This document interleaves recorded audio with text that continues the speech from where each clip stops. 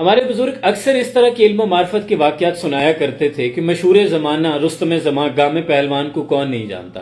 کہتے ہیں کہ ایک دن وہ صبح صبح دہی لینے دکان پہ گیا تو دکاندار کے ساتھ کسی بات پر گرما گرمی ہو گئی۔ دکاندار نے غصے میں آ کر جس میں سامان تولتے ہیں وہ باٹا اٹھا کے گامے کے سر پہ دے مارا۔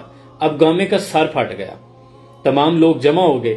گامے نے کچھ نہیں کہا، خاموشی کے ساتھ اپنے سر کو ایک دوپٹے کے ساتھ باندھا، چھپ کر کے گھر آ گیا۔ اب یہ بہت مشہور زمانہ تھا۔ اس کے گھر عیادت کرنے والوں کا تانتا بن گیا۔ اب جو لوگ اس کی عیادت کو آتے ساتھ میں اس کی خیریت دریافت کرتے اور ساتھ میں تانے بھی دیتے کہ اتنا نامی گرامی پہلوان ہے اور ایک چھٹاک بھر انسان سے مار کھا کر سر پھڑوا کے گھر بیٹھا ہے۔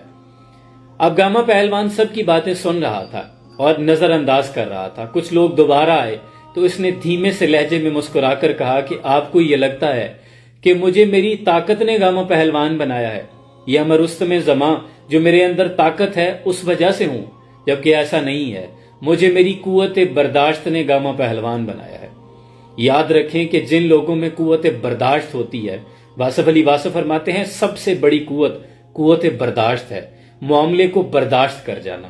اگر ہم میں سے لوگ چھوٹی چھوٹی غلطیوں پہ جو لڑ پڑتے ہیں وہ اگر ان سچویشنز میں کچھ دیر کے لیے صبر کر لیں، برداشت کر جائیں، تو یقین مانیں ہر کوئی گاما پہلوان اور سکندر اعظم بادشاہ بن جائے، کیونکہ ہمارے معاملات اسی برداشت کی وجہ سے خراب ہو جاتے ہیں۔ اگر ہم اپنے معاملات میں برداشت کرنا سیکھ لیں تو ہمارے دن خوشگوار اور راتیں سکون والی ہو سکتی ہیں، اور بہت سی کامیابیاں آپ میں قوت برداشت چاہتی ہیں۔ جب آپ معاملات میں خوش اسلوبی کے ساتھ برداشت کرنا سیکھ لیں گے تو آپ بہت ترقی کریں گے۔ اللہ آسانیاں حاصل اور تقسیم کرنے کا شرف عطا فرمائے۔